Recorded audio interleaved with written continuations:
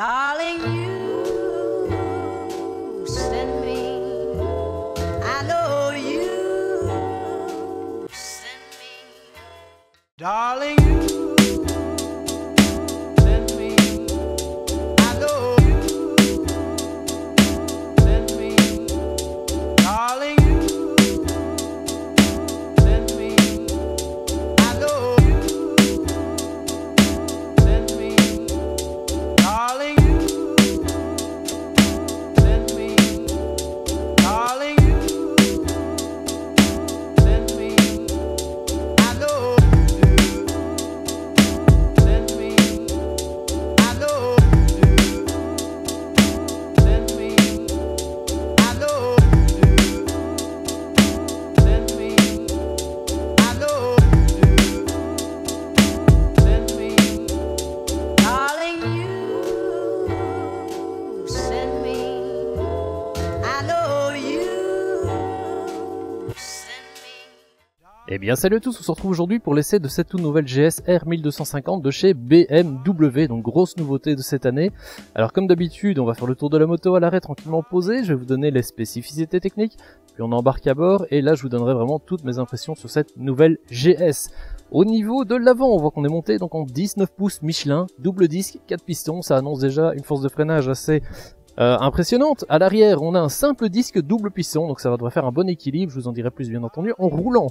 Grosse nouveauté sur cette BM bien entendu, c'est ce fameux moteur Boxer Shift Cam, donc c'est ce moteur à distribution variable. Là également grosse nouveauté, je crois que c'est vraiment le point principal de cette nouvelle GS.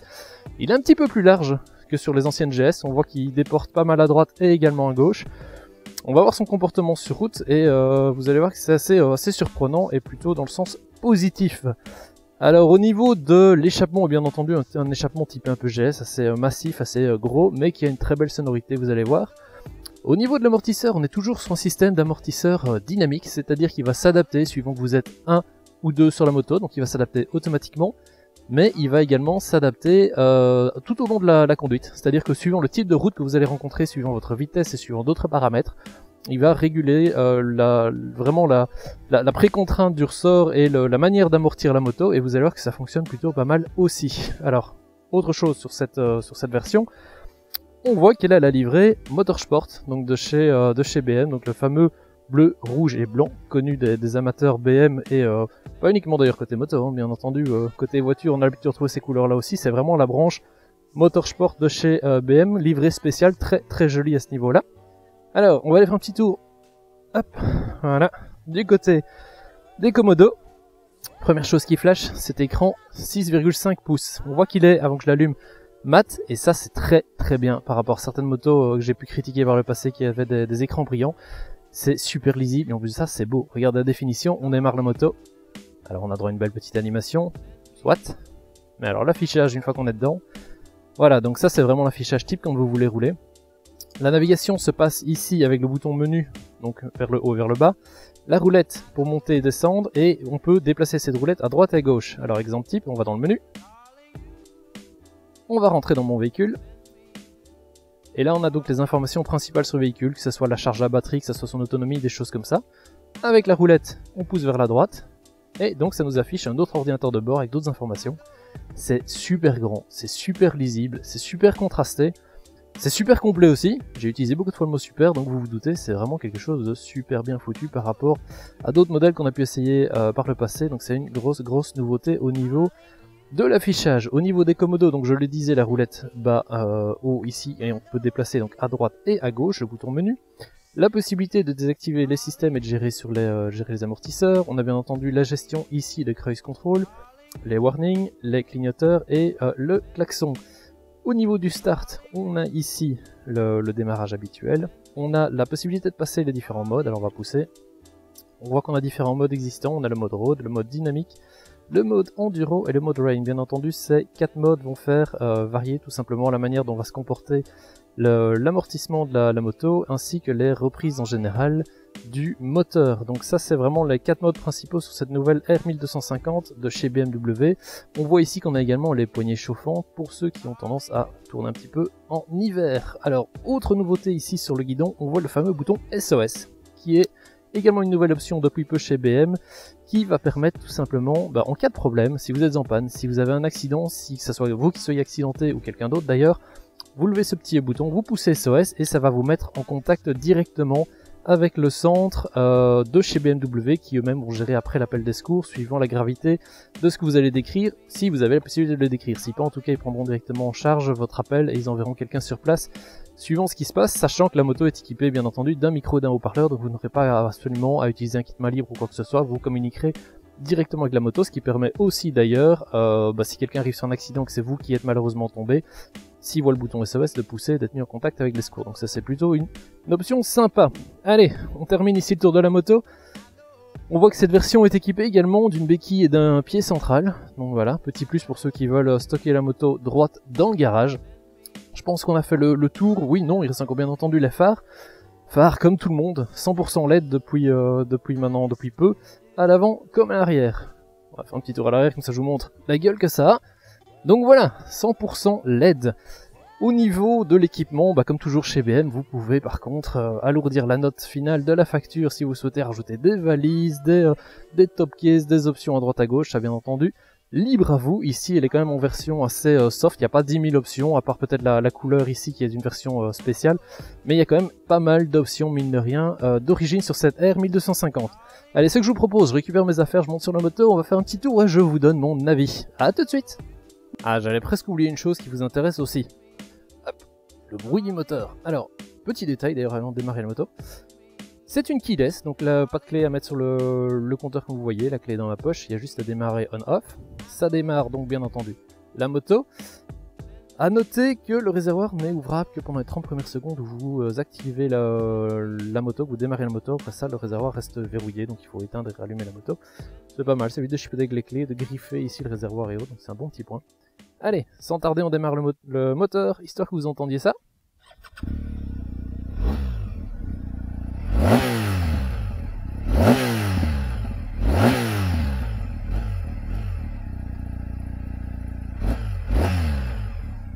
Joli petit bruit, hein. Allez, c'est parti, on démarre et je vous donne mes impressions.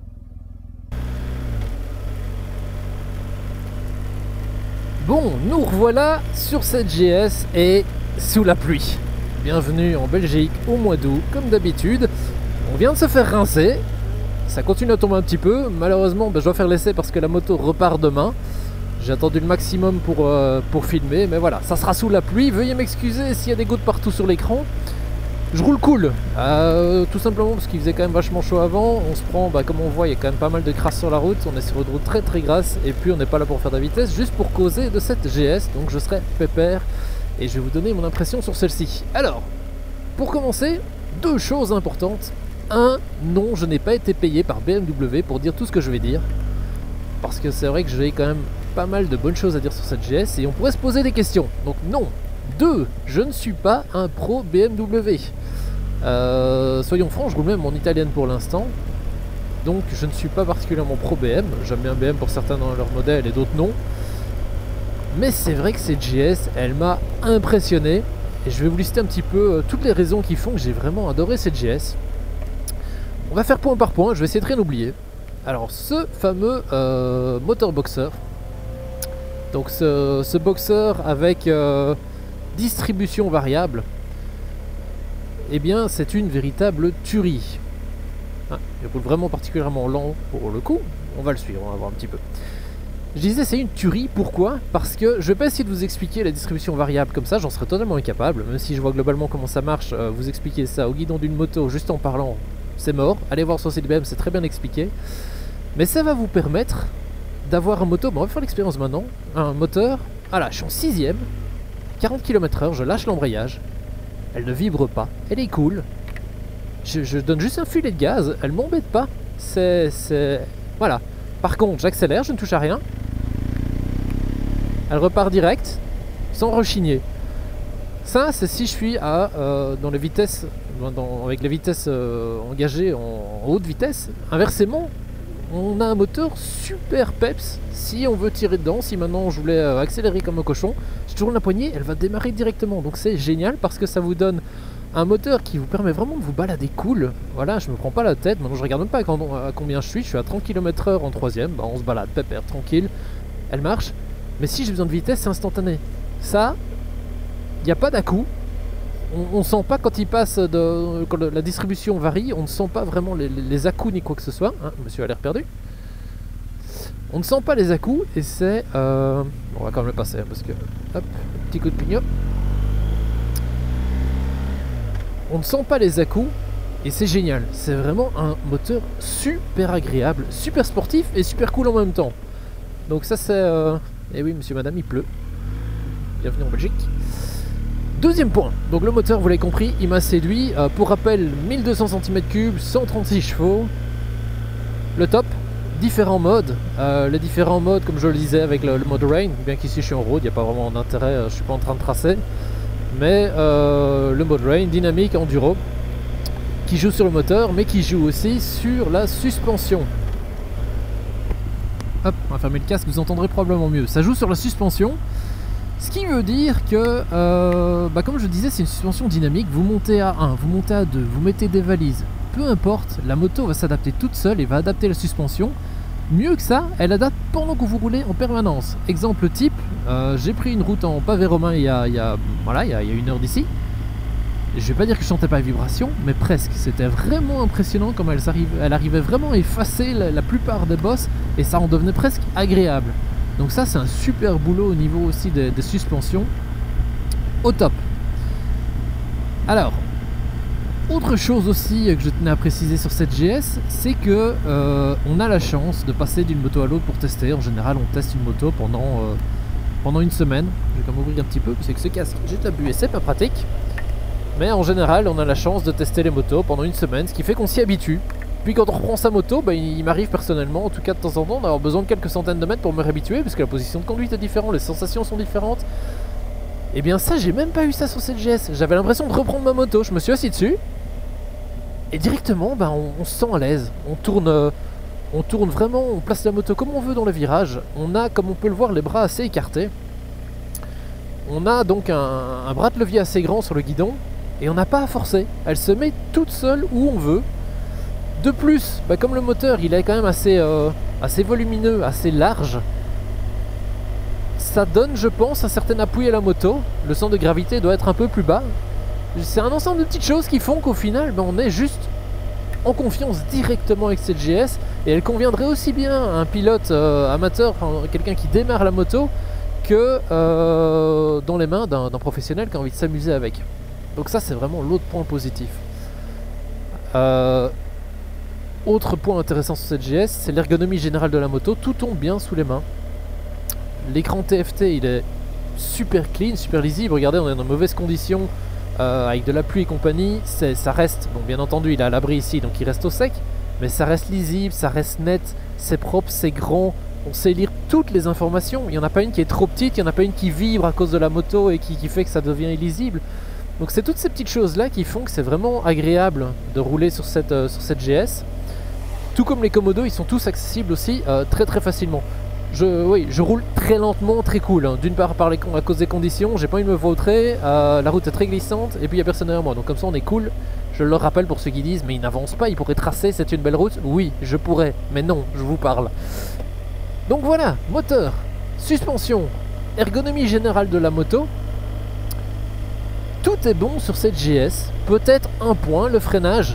Très fort, très mordant, elle est très bien équipée donc j'ai pas à critiquer ça. Juste l'ABS qui se déclenche peut-être un peu vite, ça fait un peu partir la roue arrière, un peu le cul qui part un petit peu de temps en temps. Mais rien ne m'empêcherait de faire un profil sur mesure et de faire en sorte que l'ABS se déclenche plus tard. Là je suis en mode road, je suis sûr que je peux aller adapter dans les settings le mode road pour dire que l'ABS n'est pas, j'imagine, un 3/5 mais à 1/5 par exemple. Donc voilà, ces petites choses qui sont corrigibles et c'est même pas gênant quand il se déclenche, c'est juste que personnellement j'aime bien quand il se déclenche le plus tard possible et là il est du genre à se déclencher un peu tôt. C'est la seule remarque que je peux avoir. Pour le reste, on a une moto qui fait 249 kg, donc c'est lourd, c'est très lourd et on le sent pas. Comme je disais, on la prend en main tout de suite, le moteur bas, centre de gravité bas, blablabla. On le sent pas ces 249 kg. On a un réservoir de 20 litres avec une autonomie annoncée de 4,7 litres au 100. Bon, on est plus dans les 5 litres et demi pour l'instant en mode balade ici. Comme toujours, bien entendu, ils ont annoncé les chiffres bas, mais ça tient la route quand même, ça consomme pas trop. Voilà, c'est tout un ensemble de petites choses qui font que cette GS, elle est géniale, vraiment géniale. Je comprends pourquoi les GS sont en tête de vente au niveau des trails, ça fait déjà quelques années, mais avec cette nouvelle GS version 2019, je vous fais un petit peu... Je vous montre le paysage autour de moi, c'est joli en même temps. Mais je comprends pourquoi ils sont en tête de classement, et honnêtement, je pense qu'au niveau de la concurrence, il ferait bien de s'inquiéter un petit peu, parce qu'ils risquent de le rester avec cette nouvelle GS. Reste un dernier point. On va refermer le casque. Reste un dernier point, le prix. On est sur 22 240 € pour la version ici que j'ai entre les mains, équipée comme ça, avec cette peinture là et compagnie. C'est un prix raisonnable, certes c'est cher, surtout que chez BM quand on rajoute des options, on sait que le prix grimpe vite, vous rajoutez les valises, vous rajoutez ça et ça, on est d'accord, mais c'est un prix raisonnable je trouve par rapport à ce qui se fait sur le marché, même très raisonnable. Je me serais attendu à un prix un peu plus cher, peut-être 2-3 000 € en plus. Bon, donc voilà, à ce niveau-là, c'est vraiment une excellente moto, vous l'aurez compris. Je vais pas épiloguer, je vais pas faire une vidéo de 60 minutes qui vous dit tous les autres points positifs. Les autres points, vous vous en doutez, elle est barre d'électronique, elle a plein d'assistance, l'assistance en démarrage en côte, elle a également l'assistance freinage d'urgence, c'est-à-dire qu'elle va gérer vos gaz. Si jamais vous, voilà, dans un moment d'urgence, vous devez activer les freins et que vous donnez un coup de gaz parce que vous êtes en train de faire, vous stresser, en gros, elle va gérer les gaz pour vous pour éviter de faire un peu tout et n'importe quoi. Plein de petits trucs comme ça qui sont vachement sympas sur cette GS. Sur ce, eh bien, moi je vous laisse liker la vidéo si vous avez aimé ce genre de format. Je m'excuse pour la pluie, je vois que le soleil revient comme par hasard en fin de vidéo, mais je vais pas pouvoir la faire très longue non plus. Laissez un petit like, un commentaire si vous avez une GS ou vous pensez partir un jour chez GS, ou au contraire que vous critiquiez cette GS et que vous avez des arguments, n'hésitez pas à partager, on est là pour ça. Sur ce, moi je vous dis bonne route et à bientôt. Salut! Alors voilà, je viens de me poser tranquillement pour vous montrer une autre option. Je me suis mis volontairement un petit peu plus à l'ombre, j'espère qu'on verra bien. Pourquoi? Eh bien, j'ai l'intention de vous montrer des écrans. D'une part, celui-ci, vous voyez qu'ici en bas à droite, on voit que la moto est couplée à mon téléphone. Il me donne donc l'état de batterie de mon téléphone et le réseau. Et bien entendu, pourquoi vous montrer ça? Si je sors le téléphone et que je lance l'application BMW, qu'est-ce que l'on a sur cette application? Eh bien, d'une part, on va avoir les informations sur la moto en général. Une fois que les deux sont pairés ensemble, on pourra avoir les kilométrages, l'information sur les pneus, les pressions des pneus et autres. Vous allez me dire qu'on a déjà à l'écran, donc c'est vrai, c'est un peu gadget, mais c'est repris. La météo, c'est pareil, c'est gadget, on l'a tous sur notre téléphone, mais ils l'ont remis dans l'application. Par contre, ce qui est très intéressant au final, c'est les trajets. Pourquoi? Eh bien, d'une part, je peux mémoriser une série de trajets dans l'application, en télécharger d'autres, en GPX entre autres pour ceux qui aiment aller se balader et charger directement des plans tout faits. Il importe directement GPX dans l'application et vous allez voir qu'en fait ça va s'afficher sur l'écran. Et la troisième option, bien entendu, c'est lui donner une adresse précise. Alors ici j'ai la carte, je vais chercher une adresse ici dans le coin, il m'indique l'adresse. On a la possibilité de régler toute une série d'options, par exemple éviter les autoroutes bien entendu, est-ce qu'on veut plus sinuer au moins, ce genre de choses là. Et puis ensuite on a juste à lancer la navigation et vous allez voir ici directement, il me propose l'itinéraire et si je me plais il va me le jouer là et vous allez peut-être entendre dans le casque, on va voir. De rue de la Molinier, puis tourner à droite. Voilà, on a donc le guidage vocal, le guidage à l'écran. Moi je peux éteindre l'application, ranger mon téléphone dans ma poche, à la limite lancer les Coyote, Waze et compagnie, et avoir tout ici sur l'écran, ce qui fait qu'au final je suis pas obligé d'avoir un GPS supplémentaire même si la moto en est équipée. C'est donc un gros point positif aussi de cette GS pour ceux qui n'ont pas de GPS et qui n'ont pas envie de s'embêter avec 50 écrans. Celui-ci est super bien foutu et permet donc d'afficher entre autres les navigations. Bon, eh bien, je vous avais parlé de la possibilité donc de cliquer sur ce fameux bouton SOS en cas de problème. Donc, il va normalement nous mettre en contact directement avec BMW. Eh bien, on va tester, on va voir ce que ça donne, comment notre interlocuteur nous entend, comment est-ce que la moto nous permet d'entendre notre interlocuteur. On teste, c'est parti. Appel d'urgence. Apparemment, donc il nous dit appel d'urgence dans 6 secondes.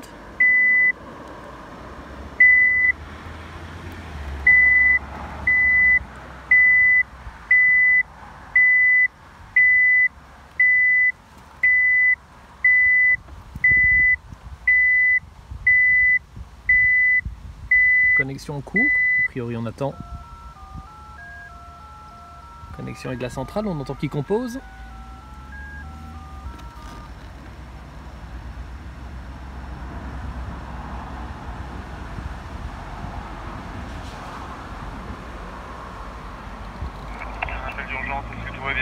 Oui, bonjour, tout va bien, je vous rassure, je suis journaliste pour Objectif Moto. On faisait l'essai du bouton SOS, voir comment ça fonctionnait pour le présenter à nos lecteurs.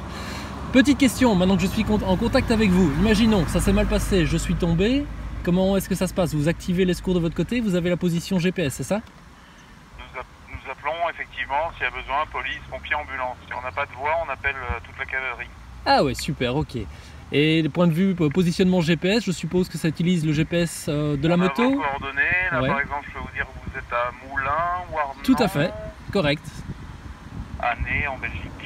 Exact, correct. Ah bah Et voilà, on a vos coordonnées précises GPS. super. Bon, bah ça a l'air de bien marcher, en tout cas c'est un bon point à présenter à nos lecteurs, super. Désolé du dérangement, et grand merci. journée. Également, au revoir.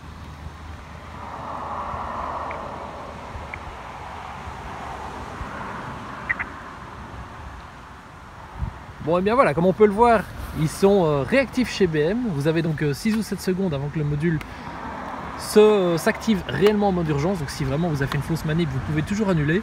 Et puis on voit que le haut-parleur se situe ici du côté de la poignée droite a priori. Le son est plutôt bon et donc ça permet d'avoir un interlocuteur qui nous a situé très précisément, parce qu'il disait en effet qu'on était autour du moulin. Et le moulin, il est juste derrière moi. Donc il avait l'adresse précise. Vous allez me dire que voilà, comme ça si j'étais tombé dans un fossé, il savait où chercher. Un bon point pour BMW avec cette option. Allez, on n'allait pas se quitter comme ça. Je partage un dernier moment avec vous. Avouez quand même que pour le coup, un arc-en-ciel comme ça, c'est plutôt joli pour finir la balade. Comme quoi ça a du bon de temps en temps la pluie. Allez, sur ce, à bientôt et bonne route. Salut!